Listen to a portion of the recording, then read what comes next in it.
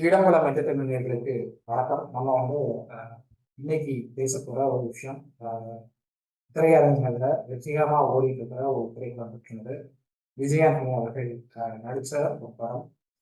இதுல வந்து முக்கியமான ரோல்ல பல பேர் நடிச்சிருக்காங்கன்னு சொல்லலாம். இன்னும் சொல்ல போனோம்னா, பாரதிராஜா அவர்கள் கண்டெடுத்த ஒரு ஹீரோ. அவர் வந்து ஒரு வில்லன் ரோல்ல ஒரு ரொம்ப அழகா நடிச்சிருக்காரு. கண்ணன் அப்படின்னு சொல்லி நம்ம வந்து அவரை பார்த்துருப்போம். தெருக்கூத்து நாயகனா அவர் வந்து தன்னுடைய லைஃப் ஸ்டார்ட் பண்ணாரு.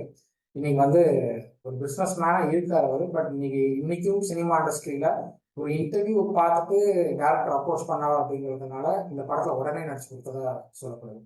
ஸோ அதே மாதிரி ஆஹ், இவங்களோட விவேக் சாருடைய பிஏவா அவர் கூடவே இருந்த செல்வரன் அவர், அவரும் நீண்ட நாட்களா திரைத்துறையில இல்லாம இருந்தாரு. அவரை பார்க்கவே முடியல அப்படிங்கிற சுச்சுவேஷன் தான் இருந்தது. பட் இன்னைக்கு இந்த படம் மூலமா அவரை வந்து திரையில ரொம்ப அழகா பார்க்க முடியுது. ரொம்ப வித்தியாசமான கதைக்களை கொண்ட படம்.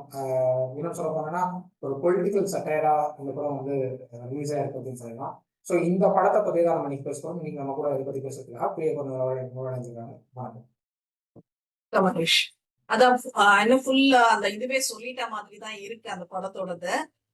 இது படம் வந்துட்டு ஃபர்ஸ்ட் ஆரம்பிக்கிறப்போ என்னமோ டி எஸ்டேட்ல இருந்து ஆரம்பிக்கிறாங்க. அங்க நடக்கிற ஒரு தற்கொலை சம்பவத்துல இருந்து அது தொடங்குது அந்த படம். அந்த குழந்தை தான் வந்துட்டு பின்னால கிட்டு உன்னட்டன் பெயர்ல ஒரு அரசியல் புரோக்கர். இந்த அரசியல் புரோக்கர் எல்லாம் வந்து நம்ம எல்லாம் பேசி பேசி மாஞ்சு போன ஒரு விஷயமா இருக்கு. இன்னொரு விஷயம், விஜய் ஆண்டனி கிட்ட என்ன ஒரு ஸ்பெஷல்னா, நாம என்ன எதிர்பார்க்கிறோமோ அந்த மாதிரி கதைகள் எல்லாம் அப்பப்போ கொடுத்துட்டு இருப்பாரு. சோ அந்த இதுல இந்த அரசியல் புரோக்கர் அப்படின்றது இப்பெல்லாம் ரொம்ப பரவலா பேசப்படுற ஒரு விஷயம். நம்ம எல்லாம் வந்துட்டு மல்லு கட்டிட்டு அவங்க கிட்ட போராடுற ஒரு விஷயமா இருக்கு. சோ அந்த அரசியல் புரோக்கரை வந்துட்டு ஒரு சூழ்ச்சிகளுக்கு துணை போறான். தலைமைச் செயலகத்துல வந்துட்டு இப்ப இப்ப இன்னைக்கு வந்துட்டு நம்ம நம்ம பேசுற அரசியல் புரோக்கருங்க எல்லாம் சும்மா சொல்லி ஏமாத்திட்டு இருக்காங்க. எனக்கு இவங்கள தெரியும், அவங்கள தெரியும், அவங்க கூட ஒவ்வொருத்தர் கூட போட்டோ எடுத்துட்டு பக்கத்துல நிக்க வச்சுட்டு இது பண்றதெல்லாம் வந்துட்டு அந்த புரோக்கர்ன்றது வேறையா இருக்கு. பட் இதுல வந்து ரொம்ப அழகா அவர் வந்துட்டு எல்லா வேலையும் செஞ்சு கொடுக்கிறாரு அப்படின்றதுதான். ஒரு தலைமைச் செயலகத்துல ஒரு சாதாரண வேலையில இருந்துட்டு 200 கோடி ரூபாய் கமிஷனுக்காக ஒரு பெரிய அரசியல் விளையாட்டையே வந்துட்டு விஜய் ஆண்டனி ஆடுறாரு. அதனால ஏற்படுற அந்த பிரச்சனை தான் படத்தோட கருன்னே சொல்லலாம். அரசு அதிகாரிகள், அரசியல்வாதிங்க, இந்த ஊழல் நிறைஞ்ச சிஸ்டம் பல விஷயங்களை இந்த படம் வந்துட்டு ரொம்ப நுணுக்கமா தொட்டு சொல்லுது அப்படின்றதுதான் சொல்லணும். ஒரு மீடியேட்டர் வந்துட்டு பெரிய பெரிய எம்பி, எம்எல்ஏவா கூட வந்துட்டு முடிக்க முடியாத ஒரு விஷயத்த எப்படி முடிச்சு வைக்கிறாரு அப்படின்றதுதான் வந்துட்டு அந்த படத்துல காட்டுனது வந்துட்டு ஒரு பிரமிக்க வச்ச ஒரு விஷயமா இருந்தது. ஓ, இதெல்லாம் பின்னாடி இருக்கு போல இருக்கு. ஆனா அந்த பர்சன் யாருன்னு நமக்கு தான் தெரியாம இருக்கு. நாம பார்த்துட்டு இருக்கிறதெல்லாம் வந்துட்டு சும்மா கதை சொல்ற பர்சனை பார்த்துட்டு இருக்கோம். பட் அந்த மாதிரி யாரோ ஒரு பர்சன் இருக்காங்களோ அப்படின்றத வந்துட்டு நம்மளுக்கு ரெஜிஸ்டர் பண்ற மாதிரி இருந்தது. ஏன்னா அருவி படத்துல கூட அவ்வளவு பெரிய தாக்கம் கொடுத்தாரு. இது இந்த மாதிரி எல்லாம் நடந்துட்டு இருக்கு, என்ன பண்றாங்கன்ற மாதிரி. சோ அதே கோபம், அதே ஆத்திரம் வந்துட்டு இதுல பார்க்க முடியுது அப்படின்றதுதான் சொல்லுவேன். சோ இதுலயும் வந்துட்டு இப்படி எல்லாம் நடந்துட்டு இருக்குன்னு மக்கள் கிட்ட ரெஜிஸ்டர் பண்ண ட்ரை பண்ணிருக்காரு. கண்டிப்பா அது ரெஜிஸ்டர் ஆயிருக்கு அப்படின்றதுதான் நான் சொல்வேன் நானு. So that was other thing. இன்னும் சொல்ல போனா வந்துட்டு படத்தோட ஃபர்ஸ்ட் ஹாஃப் ரொம்ப விறுவிறுப்பா போச்சு ஹரிஷ். ஆனா அந்த ஃபர்ஸ்ட் ஹாஃப் அவ்வளவு விறுவிறுப்பா போனதுனாலயா என்னன்றது தெரியாது. செகண்ட் ஹாஃப் வந்துட்டு ஒரு லாஜிக்கே இல்லாத காட்சிங்க நிறைய இருந்துச்சு அதுல. மேலும் வந்துட்டு படம் ஒரு வழக்கமா ஒரு சினிமா தனம், இது தமிழ் சினிமா அப்படின்னுட்டு. இப்ப நம்ம தமிழ் சினிமா அப்படின்னாக்க இதுக்கு முன்னாடி என்ன சொல்லுவோம், ஒரு மரத்தை சுத்தி சுத்தி டூயட் பாடுறது, அந்த மாதிரி வந்துட்டு ஒரு வழக்கமான சினிமா பாணியில முடிவடைது.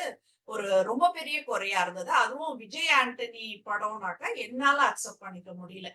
விஜய் ஆண்டனி எல்லாருக்குமே தெரியும் எப்படிப்பட்ட படங்கள் எல்லாம் கொடுத்துட்டு இருக்காருன்னு சொல்லிட்டு. சோ இத வந்துட்டு என்னால பர்சனலா டைஜஸ்ட் பண்ணிக்க முடியல அப்படின்றத சொல்லுவேன்.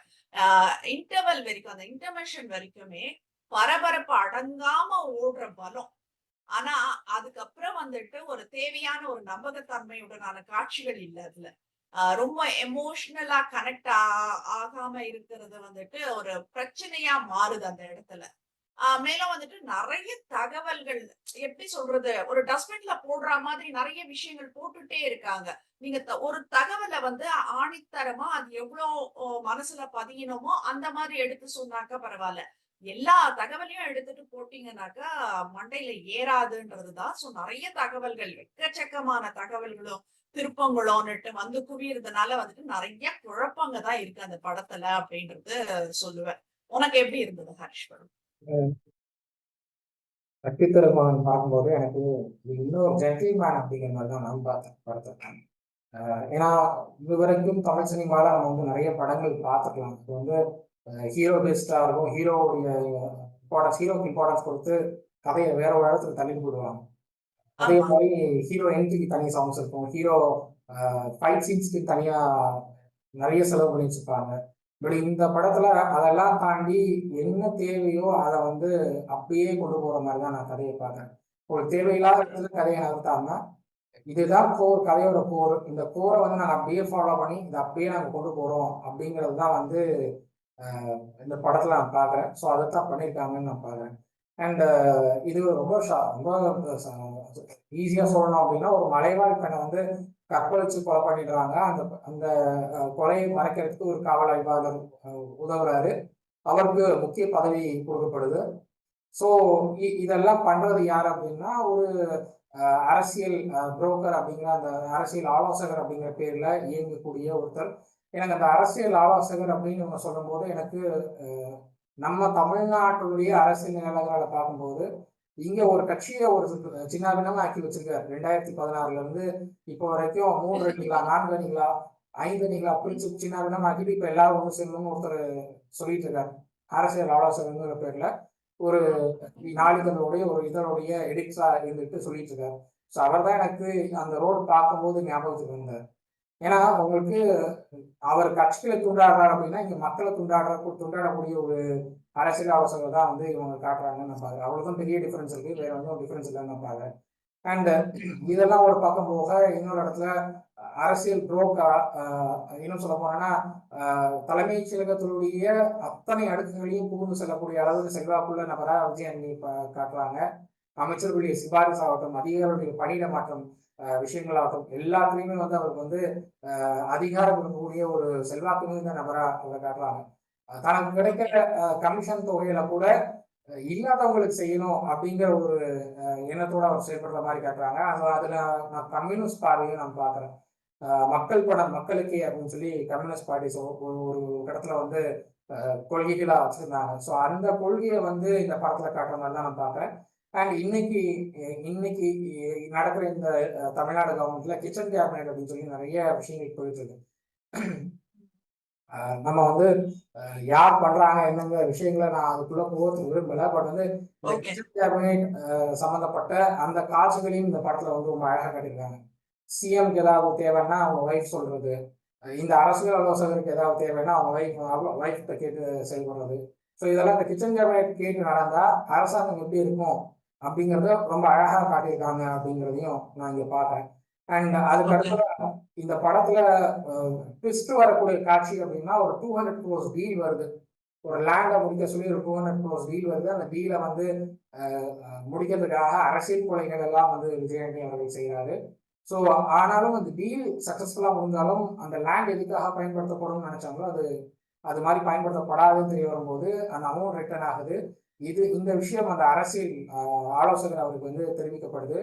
அப்போ ஆயிரத்துக்கும் லட்சத்துக்கும் வந்து பிச்சை எடுக்கிறவனுக்கு இவ்வளவு அமௌண்ட் போடுறதா அப்படிங்கிற ஒரு தாட் வந்து அவருக்கு வருது. ஸோ அதுக்கப்புறம் விசாரிக்கிறதுல கிட்டத்தட்ட 6000 சச்சம் கோடி ரூபாய் வந்து புரோக்கரேஜாவே விஜயாண்டி வாங்கியிருக்கிறதா ஒரு தகவல் வருது. இதெல்லாம் அவர் சம்பாதிச்சாரு, எங்க இருந்து வந்துச்சு? ஸோ இதுக்கப்புறம் அந்த அரசியல் ஆலோசகர்கிட்ட வந்து தப்பிச்சாரா? அந்த அரசியல் ஆலோசகருக்கும் விஜயாண்டிக்கும் இருக்கிற முன்பகை என்ன? இதெல்லாம் காட்டுறதா இந்த படத்தினுடைய அடுத்தடுத்து வரக்கூடிய சீன்ஸா இருக்கு. இதுல சப்ளைஸ் நான் என்ன பாக்குறேன்னா, வாரிசு தரிசிக்கிறார் பெரியாரிச கொள்கைகளையும் கம்யூனிச கொள்கைகளையும் வந்து ரொம்ப அழகா கோட் பண்ணி கொடுத்துருக்காருன்னு சொல்லணும். ரொம்ப டீப்பா போகல, பெரியாரிச கொள்கையில வந்து ரொம்ப டீப்பா போகல, நாத்திகம் அப்படிங்கிறதையும் ரொம்ப டீப்பா கொண்டு போய் சேர்க்காம மேல் டாப்பா மூட நம்பிக்கைகளை மட்டும் இருக்கக்கூடிய ஒரு பெரியார் கொள்கையை வந்து முன் வச்சிருக்காங்கன்னு நான் பார்க்குறேன். இதுக்கு சிறந்த உதாரணம் என்னன்னா, நான் மதுரையில இருந்தப்போ முக்தீஸ்வரர் கோயில்ல வருஷத்துக்கு 2 முறை வந்து அங்க இருக்கிற முக்தீஸ்வரர் மேல சூரிய ஒளி விழும். அந்த ஓகே ஐதீகம் என்னன்னா, சூரியன் முக்தீஸ்வரரை வந்து வழிபடுறாரு அப்படிங்கிறது தான் சொல்லுவாங்க. என்ன பொறுத்தவரை அது வந்து சயின்ஸ் அண்ட் ஆர்கிடெக்சர். ஓகே ஏன்னா கோவில்களை வந்து அவங்க வடிவமைத்திருக்கிற விதம், சூரியன் எப்படி வந்து விழணுங்கிறதுக்காக அவங்க செஞ்சிருக்கிற அந்த ஏற்பாடுகள் எல்லாமே ரொம்ப பெர்ஃபெக்டா இருக்கிறதுனால சூரியன் வந்து விழுது அப்படிங்கிறத நான் பார்க்குறேன். பட் இன்னைக்கு வந்து அந்த காரணத்தை வச்சே வந்து அறநிலைத்துறை ஆகட்டும், இதர அமைப்புகள் ஆகட்டும், பணம் சம்பாதிக்கக்கூடிய இடத்துக்கு நகர்ந்துட்டாங்க. ஸோ அது ரொம்ப அழகா அந்த மூட நம்பிக்கைங்கிற ஒரு விஷயத்துல ரொம்ப அழகா ராகேஷ் சந்திரசேகர் அவர்களை வச்சு கொடுத்துருக்காங்கன்னு நான் பார்க்குறேன். ஸோ இந்த டாபிக்கை வந்து ரொம்ப டீப்பாக கொண்டு போகாம, கம்ப்ளீட்டா நாத்திகம்னு கொண்டு போகாம, எதை நம்பணும் எதை நம்பக்கூடாது அப்படிங்கிற ஒரு லாஜிக்கான ஒரு டாபிக்கா முடிச்சிட்டாங்க அப்படிங்கிறத நான் பார்க்குறேன். அண்ட் ஓகே இதுல வந்து கிட்டு அப்படிங்கிற ரோல்ல விஜயாண்டி அவர்களாகட்டும், அதே மாதிரி ராகேஷ் சந்திரசேகர் அவர்களாகட்டும், இவங்க 2 பேரும் ரொம்ப அழகா நடிச்சிருக்காங்க. நம்ம இன்னொன்னு சொல்லணும்னா கண்ணன் அவர்கள் சொல்லியிருந்தோம். ஆமா பாரதிராஜாவுடைய காதல் ஓவியம் படத்துல கண் தெரியாத ஒரு ஹீரோவா அறிமுகமானார். இன்னைக்கு வந்து ஓகே வில்லனா இவ்வளவு வசதிருக்காரு அப்படிங்கிறப்போ எனக்கு ஆச்சரியம் இல்லை. ஏன்னா பாரதிராஜாவுடைய கண்டுபிடிப்பு, அதனால ஆச்சரியப்படுறதுக்கு எதுவும் இல்லை. பட் ஸ்டில் எதுவும் இல்ல ஹீரோ டு வில்லன் டிரான்ஸ்ஃபர்மேஷன் அப்படிங்கிறது ரொம்ப பெரிய விஷயமா நான் பார்க்குறேன். அதுவும் ஒரு அரசியல் ஆலோசகர் அப்படிங்கிற ஒரு ரோல்ல இருந்துட்டு ஒரு வில்லனிசம் காட்டக்கூடிய ஒரு இடத்துக்கு இந்த படத்தை விஜயாண்டி ஒரு பில்லரா தூக்கி நிறுத்துறாருன்னா, வில்லனிசம் ரோல்ல இவர் ஒரு பக்கம் தூக்கி நிறுத்துறாரு. ஸோ அந்த அளவுக்கு படத்துக்கு ஒரு ப்ளஸ் பாயிண்டா அவரோட ரோல் அமைஞ்சிருக்குன்னு தான் நான் பார்க்குறேன். ஓவரால் என்னை பொறுத்தவரை படம் நல்லா தான் இருக்கு. அதுல வந்து எந்த ஓவராலா விதமான சொன்னா அதான் எதுவும் சொல்றது டிராபேக் இருக்கிற மாதிரி எனக்கு தெரியல. 211 கொடுத்து டிக்கெட் வாங்கி போறதுன்னா தாராளமா போகலாம் அப்படின்னு தான் நான் சொல்லுவேன். அவ்வளவு அழகா தான் இருக்கு என்ன கண்டிப்பா பொறுத்தவரை. கண்டிப்பா நீ சொன்ன மாதிரிதான் அந்த கம்பீரத்தை கைவிடாத ஒரு அரசியல் மரித்தனம் அதை கேட்ட அந்த பாடி லாங்குவேஜ் எவ்வளவு நல்லா இருந்தது தெரியுமா? ஒரு கண்ணனோடது சொல்றேன் நானு. இன்னொன்னு ஒரு ஸ்பெஷல் திங் வந்துட்டு அந்த இங்கிலீஷ் ப்ரொனவுன்சியேஷன், அந்த அபயங்கர்ன்ற அந்த ஒரு கேரக்டருக்கு அதுக்கேத்த அந்த வில்லனசனத்தை கொடுத்திருக்காரு அப்படின்றது ரொம்ப பெரிய விஷயம் தான் ஹரிஷ். அது பல ஆண்டுகளுக்கு பிறகு இப்ப இந்த ரீஎன்ட்ரி கொடுத்திருக்கிறாரு. இது காதல் ஓவியம் புகழ்கண்ணன். இன்னும் நிறைய வாய்ப்புகள் அவருக்கு கிடைக்கணும்னுட்டுன்னு நிஜமாவே நாங்க எல்லா டைரக்டர்ஸ் கிட்டயும் இது ஒரு கோரிக்கையாவே வச்சுக்கிறோம். இதுல ஆஹ் இன்னொரு விஷயத்த நான் பார்த்தேன். ஒரு இன்னைக்கு ரூலிங் பார்ட்டி சப்போர்ட் பண்ணிட்டு இருக்கக்கூடிய சிலர் அவங்களுடைய ட்விட்டர் அக்கௌண்ட்ஸ்ல வந்து ஒரு பிராமணரை வந்து ரொம்ப அழகா வில்லனா போர்ட்ரே பண்ணி காமிச்சிருக்கீங்க அப்படின்னு வாழ்த்துக்கள் பாடிட்டு இருந்தாங்க. நான் அதை அப்படி பார்க்கல. பிராமணரை வந்து காட்டியிருக்கிறத நான் பார்க்கல. இன்னைக்கு அரசியல் ஆலோசகர் அப்படிங்கிற பேர்ல அந்த கம்யூனிட்டிக்கு தவறான வழிகாட்டுதல் காட்டிட்டு இருக்கக்கூடிய சிலர் அப்படிதான் இருக்காங்க. அது உண்மைதான்.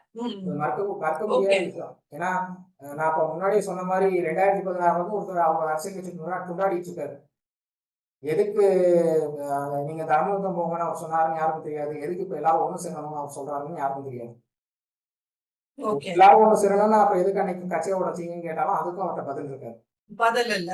ஸோ உங்களுக்கு அரசியல் ஆலோசகர் அப்படின்னு சொல்லிட்டு தனக்கு என்ன தோணுதோ அதை செய்யக்கூடிய இடத்துல இருக்கவங்க சென்ட்ரல் கவர்மெண்ட் ஆகட்டும், ஸ்டேட் கவர்மெண்ட் ஆகட்டும், அங்க வந்து இன்ஃபுளுயன்ஸா இருக்காங்க. அதை காட்டக்கூடிய ஒரு கேரக்டரா தான் நான் பார்க்கறேனே தவிர இது வந்து கம்ப்ளீட்டா பிராமன் கம்யூனிட்டியை எதிர்த்து இருக்கக்கூடிய ஒரு நான் பார்க்கல. ரெண்டாவது அந்த கேரக்டர் ரோல் வந்து அவ்வளவு அழகா சூட் ஆகுது அவருக்கு, கண்ணன் அவர்களுக்கு. ஸோ அதனால அவருடைய பேர் வந்து இந்த படத்தை பொறுத்தவரை சுனில் அப்படிங்கிற மாதிரி மென்ஷன் ஆயிருக்கு. டைட்டில் அந்த கார்டுல எல்லாம் வந்து சுனில் அப்படின்னு தான் அவருடைய பேர் மென்ஷன் ஆயிருக்கு. பட் கண்ணன் அப்படின்னு சொன்னாதான் எல்லாருக்கும் தெரியும்னு நினைக்கிறேன். தெரியும். ஸோ அதனால கண்ணன் அவர்களுடைய ரோல் ரொம்ப வித்தியாசமான ரோல், ரொம்ப கம்பீரமான ரோல், ரொம்ப ஆப்டா செட் ஆயிருக்கு. அது டைரக்டருடைய சாய்ஸ் வந்து ரொம்ப கரெக்டா இருந்திருக்குன்னு நான் பாக்குறேன் இந்த விஷயத்த. கண்டிப்பா. அது சக்தி திருமகன் திரைப்படம் வந்துட்டு அதோட அரசியல் ஆய்வு, அந்த புதுமையான ஒரு கதை திரைக்கதை களத்திற்கு வந்துட்டு பாராட்டப்பட்டாலும் வந்துட்டு நிறைய இந்த மாதிரி இந்த திருப்பங்கள் இல்லாம வழக்கமான ஒரு கிளைமேக்ஸ், அதை தவிர்த்து வந்துட்டு சில லாஜிக் குறைபாடுகள் காரணமா ஒரு கலவையான விமர்சனம் தான் வாங்கியிருக்கு. கொஞ்சம் பேர் நல்லா இருக்குன்றாங்க, கொஞ்சம் பேர் நல்லா இல்லைன்றாங்க. உங்களுக்கு இந்த ரிவ்யூ கொடுக்குறவங்க என்ன பண்றாங்க அப்படின்னா, பொதுவாகவே 2 3 ரிவ்யூஸ் நான் பார்த்துருக்கேன். 2 3 ரிவ்யூஸ்ல கஸ்டடியே இருக்கேன். நம்ம வந்து நம்ம ரிவ்யூ பண்ற எந்த படத்தையும் அவங்க ரிவ்யூ பண்றது கிடையாது. அவங்க ரிவ்யூ பண்ற பெரிய படங்களை வந்து நம்ம பெருசா கண்டுக்கிறது இல்ல.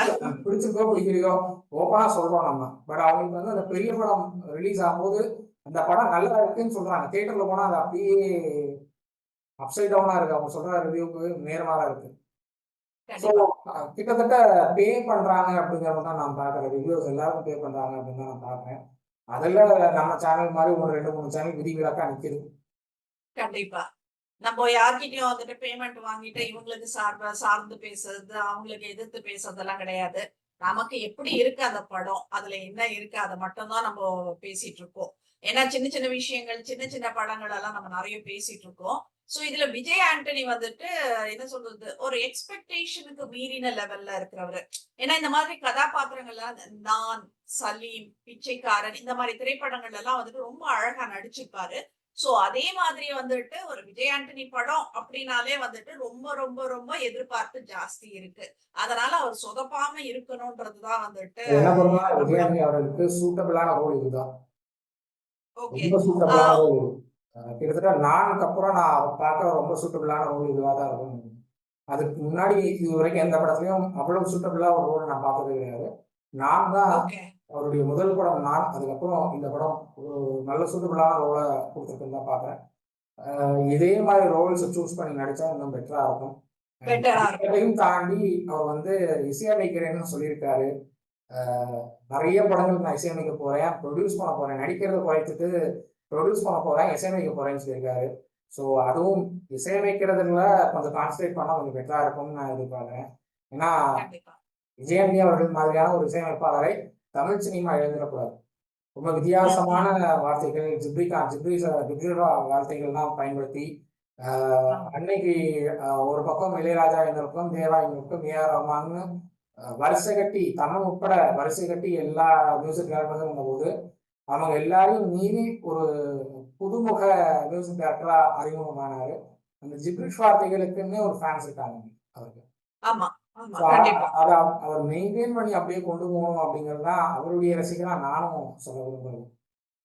கண்டிப்பா. இப்ப விஜய் ஆண்டனி வந்துட்டு ஒரு டீ விக்கிறவரா வந்து அரசியல் தரகரா வந்துட்டு ஒரு பொசிஷனுக்கு போறாரு. அந்த அளவுக்கு சிறப்பா நடிச்சிருந்தாரு இந்த படத்துலன்னு சொல்லணும்.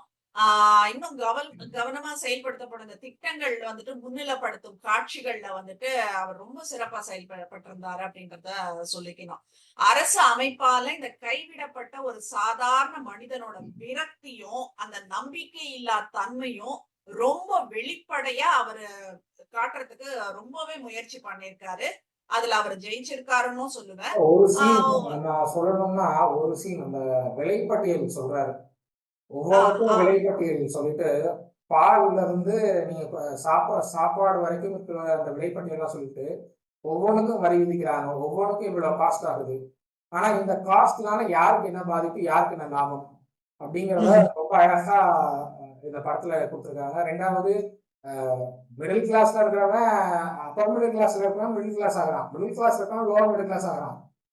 உங்களுக்கு வந்து அது ஏற்றமா ஆக மாட்டேங்குதே தவிர இறங்கிக்கிட்டே போறாங்களே தவிர ஏற்றம் இறங்குது. இருக்குது. இந்த ஏற்றம் ஏன் வரமாட்டேங்குது அப்படிங்கறத ரொம்ப அழகா தன்னுடைய டைலாக்ஸ்ல கொடுத்திருக்காரு விஜய் ஆண்டனி அவர்கள். ஸோ அதான். அது பேசும்போது கூட ரொம்ப அழகா அந்த டைலாக்ஸ் பேசும்போது கூட ரொம்ப அழகா இருந்தது. கண்டிப்பா. பிரசன்டேஷன் ரொம்ப நல்லா பண்ணியிருந்தாரு. ஆனாலும் ஒரு சில இடத்துல வந்துட்டு ரொம்ப அந்த கராரா இருக்கிற அந்த பாடி லாங்குவேஜ் வந்து சில சமயம் அந்த கதைக்கு வந்துட்டு சம்மந்தமே இல்லாம இந்த உணர்ச்சிகள குறைக்குது அப்படின்ற மாதிரி தான் இருந்தது ஒரு சில இடத்துல.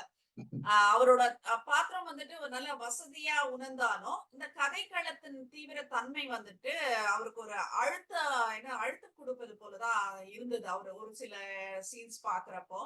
சோ மத்தபடி வந்துட்டு இந்த படத்த பத்தியோ, இல்ல விஜய் ஆண்டனி பத்தியோ வந்துட்டு பெருசா வந்துட்டு எதுவும் தப்பா சொல்ற மாதிரி எதுவும் கிடையாது.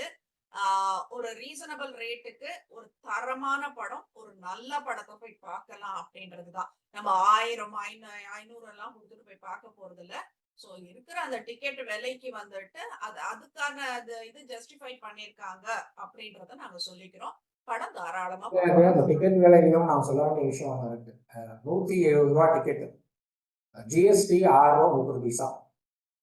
அது போக ₹35 கன்வீனியன்ஸ் ஃபீன்னு வாங்குறாங்க. கன்வீனியன்ஸ் ஃபீ எதுக்கு வாங்குறாங்கன்னு இன்னும் புரியல. என்னன்னு தெரியல. அந்த அப்போ கன்வீனியன்ஸ் ஃபீ எதுக்கு? நீங்க வந்து ஜிஎஸ்டி தனியா போடாம கன்வீனியன்ஸ் ஆ, ஃபீயோட சேர்த்து ஜிஎஸ்டி போடுறீங்க. ம். மக்கள் கிட்ட அது எப்படி போய் சேருதுன்னா ஜிஎஸ்டி 41 ருபீஸ்ங்கிற ரேஞ்சுக்கு போய் சேருது. ஆமா. அது தப்பு. அது வந்து திரைத்துறை அதை கொஞ்சம் பார்க்கணும் அப்படின்னு தான் நான் பார்க்கணும். சொல்றேன் நான். ஏன்னா இது வந்து கண்டிப்பா. இன்னைக்கு வந்து டிக்கெட் ரேட்ல இருந்து எல்லாம் குறைஞ்சிருக்கு. 191 இருந்தது லாஸ்ட் 2 வீக்ஸ் பேக்கு. இன்னைக்கு வந்து 170 அப்படிங்கிற ரேஞ்சில் இருக்கு இந்த டிக்கெட். இப்போ இந்த படத்துக்கான டிக்கெட் ரேட்டே 170 தான். Plus convenience fee 35 plus ₹6.30 of GST எல்லாம் சேர்த்து ₹211 வருது. இந்த 35 கன்வீனியன்ஸ் ஃபீ எதுக்கு யூஸ் பண்றீங்க அப்படிங்கிறத தியேட்டர் ஓனர்ஸ் தரப்புல இருந்து விளக்குனா கொஞ்சம் பெட்டரா இருக்கும். ஏன்னா எந்த கண்டிப்பா. கன்வீனியன்ஸ் ஃபீக்குன்னு எங்களுக்கு பாக்குற ஆடியன்ஸ் எங்களுக்கு எதுவுமே கிடைக்கிறது கிடையாது. ஏசி யூஸ் பண்றீங்கன்னா அதுக்கு நீங்க ஓகே ஓகே அது பெட்டர். அதுக்கு மேல நீங்க என்ன கொடுக்குறீங்க? ஒண்ணுமே கிடையாது. ஓகே. சுத்தப்படுத்தி புரியுது. அது சுத்தப்படுத்தி வைக்கிறதுங்கிறது உங்களுடைய கடமை. அது நீங்க செஞ்சுதான் ஆகணும். இல்லைன்னா தியேட்டருக்கு யாரும் வரமாட்டாங்க. வரமாட்டாங்க. ஒரு ₹10 வாங்குறீங்கன்னா ஓகே. ஏசிக்கு ஒரு ₹10 வாங்குறீங்களா அது ஓகே. ₹20 ஓகே. ₹35 எதுக்கு? ₹15 கூட வருது எதுக்கு? நீங்க வந்து கன்வீனியன்ஸ் ஃபீயை தனியா போடுங்க, ஜிஎஸ்டியை தனியா போடுங்க. கன்வீனியன்ஸ் ஃபீயும் ஜிஎஸ்டியும் சேர்த்து போட்டீங்கன்னா நீங்க வந்து கம்ப்ளீட்டா கொள்ளையடிக்கிற மாதிரி இருக்கு. அந்த அந்த காஸ்ட் எல்லாம் பார்க்கும்போது எனக்கு கண்டிப்பா, ஒவ்வொரு தனித்தனியா கண்டிப்பா. பாக்குறேன். GST ₹6.30, convenience fee ₹35. தனித்தனியா பார்த்து இந்த தியேட்டர்ல எவ்வளவு போடுறாங்க. அந்த தியேட்டர் மாறுபடுது கன்வீனியன்ஸ் ஃபீ. எனக்கு அதுதான் என்னன்னு புரியல. உங்களுக்கு இங்க அசோக் நகர்ல இருக்கிற ஒரு தியேட்டருக்கு ஒரு ஒரு ₹35 கன்வீனியன்ஸ் ஃபீன்னா அதே கோயம்பேடுல இருக்கிற தியேட்டருக்கு ₹37 வருது கன்வீனியன்ஸ் ஃபீ. ₹6.30 ஜிஎஸ்டி. ஜிஎஸ்டில ஓகே. மாறுவாரு இல்ல, கன்வீனியன்ஸ் ஃபீ மட்டும் மாறிட்டே வருது. ஓகே. தியேட்டர் மாறுறது வந்து அது மக்கள் கிட்ட எப்படி போய் சேரும்னு எனக்கு தெரியல. இது வந்து அடுத்தடுத்து படங்கள் வரும்போது இந்த கன்வீனியன்ஸ் ஃபீ ஏறுமோ இறங்குமோங்கிறதெல்லாம் மக்கள் பார்த்தாங்க அப்படின்னா அந்த டிக்கெட் காஸ்ட் அதிகமாகுது அப்படின்னா மக்கள் தியேட்டர் பக்கம் வர்றது குறைஞ்சிரும். ஓகே. ஏற்கனவே வந்து திரைத்துறை ஏற்கனவே டிக்கெட் விற்கிற டிக்கெட்டுக்கும் விற்பனையாளர் டிக்கெட்டுக்கும் அங்க காட்டுற கணக்குக்கும் வித்தியாசம் இருக்குங்கிற ஒரு பஞ்சாயத்து நடப்பு தயாரிப்பாளர் சங்கம் சார்பில் இருந்து எழுப்பப்பட்டிருக்கு. அது ஒரு பஞ்சாயத்தை ஓடிட்டு இருக்கு. இப்ப இதையும் தயவு செஞ்சு தயாரிப்பாளர் சங்கம் இதை பார்க்கணும், தியேட்டர் ஓனர்ஸோட பேசி இதுக்கும் ஒரு முடிவு எடுக்கணும் அப்படின்னா நான் கேட்டுக்கிறேன். ஏன்னா இந்த கன்வீனியன்ஸ் ஃபீங்கிறது உங்களுக்கு ₹20 ஓகே. 35 37 ருபீஸ்ங்கிறது ரொம்ப காஸ்ட்லியா நான் பாக்குறேன். நீங்க கன்வீனியன்ஸ் ஃபீ ஆமா. கிடையாது. நீங்க ஏசியும் தியேட்டரை கிளீனா வச்சுக்கிறேன், ஏசி ஒரு ₹10 வாங்குறேன்னா கூட ஓகே. ₹35 காஸ்ட்லி. உங்களுக்கு அங்க தியேட்டர்ல வாங்குற பாப்கார்ன்ல இருந்து பெப்சி ஆகட்டும், கோகோ ஆகட்டும் எல்லாத்துக்கும் ஸ்பெண்ட் பண்ணுறது நாங்க ஸ்பெண்ட் பண்ணிட்டு இருக்கோம். அந்த கன்வீனியன்ஸ் ஃபீல இருந்து நீங்க ஒன்றும் எங்களுக்கு கொடுக்க போறது கிடையாது. நாங்க அதுக்கு தனியா ஸ்பெண்ட் பண்ணுவோம். இப்போ அந்த ஓகே. கன்வீனியன்ஸ் எதுக்குங்கிற அந்த அந்த விளக்கம் வந்து தியேட்டர் சைட்ல இருந்து இன்னும் தெளிவா கொடுத்தா பெட்டரா இருக்கும் அப்படிங்கிறத நான் இங்க தெரிவிச்சுக்கிறேன் சார். கண்டிப்பா ஹரிஷ். ஏன்னா நீ ஒரு ஆளுக்கு வந்துட்டு 30 ருபீஸ் 35 ருபீஸ்ன்னு சொல்ற. இப்போ ஒரு ஃபேமிலியா நாங்க 4 பேர் போனோம்னா எங்களுக்கு அதுவே வந்துட்டு ₹120 மேல ஆகுது இல்லையா? சோ இதெல்லாம் தியேட்டர்ஸ் கொஞ்சம் பார்த்தா நல்லா இருக்கும் அப்படின்றதுதான் ஒரு இன்ஸ்ட்ரக்ஷன்ஸ் கொடுக்கணும்ன்றதுதான் நான் எதிர்பார்க்கிறேன் நானு. மத்தபடி வந்துட்டு நீங்க அந்த 170 இல்ல 200 ருபீஸ் கூட வச்சுக்கோங்க. 200 ருபீஸ்க்கு வர்த்தான படம் தான் இந்த படம் அப்படின்றத நிறைய ரிவ்யூஸ் பார்த்தேன். ரிவ்யூஸ் பார்த்ததுக்கு அப்புறம் தான் அந்த படத்துக்கு போகணுங்கிற ஐடியாவே வந்தது. ஏன்னா விஜயாண்டி அவர்கள் பண்ற ரோல்ஸ் எல்லாமே வித்தியாசமான ரோல்ஸ். அவர் வந்து எந்த ரோலுமே வந்து ரொம்ப டீப்பா யோசிச்சு பண்ணக்கூடிய ஒரு நபரா தான் இருக்காரு. ஸோ அதனால ரொம்ப ஈஸியா இந்த ரோல் அவருக்கு செட் ஆகாதுன்னு சொல்லிட முடியாது. நான் 2 3 ரிவ்யூஸ் பார்த்தேன். ஒருத்தர் வந்து 2.5 ரேட்டிங் கொடுத்தாரு, இன்னொரு 2 அப்படிங்கிற இதெல்லாம் பார்த்ததுக்கு அவ்வளவுதான். அப்புறம் தான் சரி நம்ம தேட்டருக்கு போய் பார்த்துவோம் அப்படிங்கிற ஒரு ஐடியாவே வந்தது எனக்கு. ஆனா என்ன பொறுத்தவரை இந்த படத்துக்கு நான் 4 அவுட் ஆஃப் 5 கொடுப்பேன். அவ்வளவு என்னோட அழகா இதுவும் இருந்தது 4 அவுட் படம் ஆஃப் என்னை 5. பொறுத்தவரை. ஏன்னா உங்களுக்கு வந்து அருவி டைரக்ட் பண்ணும்போது அந்த படத்துக்கு எந்த அளவுக்கு இம்பார்ட்டன்ஸ் கொடுத்தாங்களோ அதே இம்பார்ட்டன்ஸ் இந்த படத்துக்கு கிடைக்கணும் அப்படின்னு தான் நான் சொல்லுவேன். அந்த படத்தினுடைய சாயல் எதுவும் இந்த படத்துல விழாம பார்த்துக்கிட்டு இருக்காரு. அதுதான் வந்து ஆ, என்னை பொறுத்தவரை டைரக்டர் சைட்ல இருந்து அவங்க பண்ணிருக்கிற பெரிய விஷயமா நான் பார்க்கறேன். கண்டிப்பா, கண்டிப்பா. ஸோ அதனால ஸோ என்னை பொறுத்தவரை ரொம்ப அழகா தான் பண்ணியிருக்காங்க இந்த படம். இன்னும் சொல்ல போனோம்னா தாராளமா தேட்டர்ல போய் பார்க்கக்கூடிய படமா தான். நீங்க எவ்வளவு ஸ்பெண்ட் பண்ணி பண்ணாலும் பார்க்கலாம். அது ஒன்றும் தப்பே கிடையாதுன்னு நான் சொல்லுவேன். கண்டிப்பா. இப்போ இடமலம் சேனல் சார்பா வந்துட்டு இந்த படத்துக்கு நாங்க 4 மார்க்ஸ் குடுக்குறோம் அப்படின்றத தான் நாங்க சொல்லிக்கிறோம் நாங்க. தாராளமா போயிட்டு தியேட்டர்ல பாருங்க. ஏன்னா ஓடிடி பிளாட்ஃபார்ம் எல்லாம் வந்துருச்சு. பட் ஸ்டில் வந்துட்டு இந்த மாதிரி படங்கள் எல்லாம் வந்துட்டு ஒண்ணும் பெரிய விலை எல்லாம் கிடையாது. ஒரு ₹200 குடுத்துட்டு நீங்க தியேட்டர்ல பார்த்தாக்கா, அதோட இதுவே வேற தான் அப்படின்றத நாங்க சொல்லிக்கிறோம். ஸோ வேற ஒரு டாபிக்ல வேற ஒரு மூவி ரிவ்யூவோட நம்ம சந்திப்போம். அது வரைக்கும் நன்றி.